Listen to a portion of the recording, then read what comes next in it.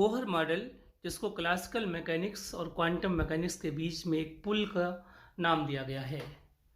Bohr कहते हैं कि जो एटम होता है वो स्फेरिकल होता है और एटम के अंदर जो न्यूक्लियस होता है उस न्यूक्लियस के बाहर बहुत सारे सर्कुलर पाथ या ऑर्बिट होते हैं।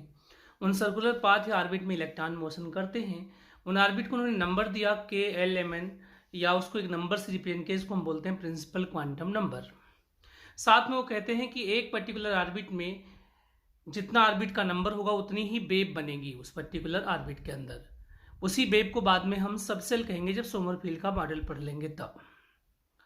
इंपॉर्टेंट बात क्या है कि जैसे जैसे पहला एनर्जी लेवल दूसरे एनर्जी लेवल का जो गैप है वो गैप क्या हो जाता है, टाइम के साथ घटता हुआ चला जाता है। मतलब E2 माइनस E1 बड़ा है, फिर E3 माइनस E2, फिर E4 माइनस E3।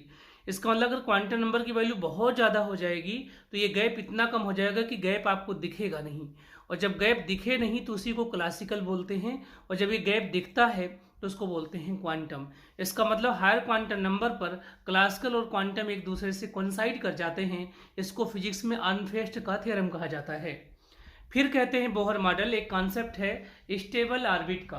कहते हैं कि कुछ ऑर्बिट ऐसे हैं जिसमें इलेक्ट्रॉन अगर प्रेजेंट है तो वह अपने आप से ना तो एनर्जी एमिट करेगा ही ना ही एनर्जी एब्जॉर्ब करेगा, उसी को स्टेबल ऑर्बिट कहा गया है।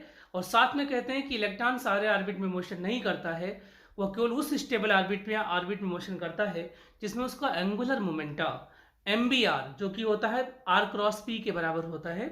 MBR h/2π का इंटीग्रल मल्टीपल होता है। ठीक बात है। जहां n वही है, प्रिंसिपल क्वांटम नंबर है।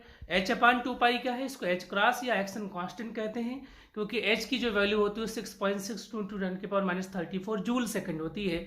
जूल सेकंड एक्शन की यूनिट है, इस नाते इसको एक्शन कांस्टेंट कहा जाता है।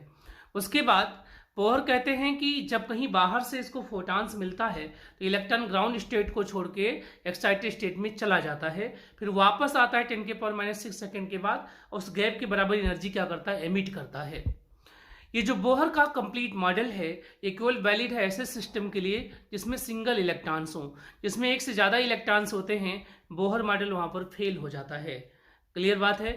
आगे की कहानी में हम पढ़ेंगे कि बोहर ने रेडियस को कैसे बताया है, एनर्जी को कैसे बताया है, फ्रीक्वेंसी को कैसे बताया है, टाइम पीरियड को कैसे बताया है, और इसके एप्लीकेशन से स्पेक्ट्रम को कैसे एक्सप्लेन करते हैं।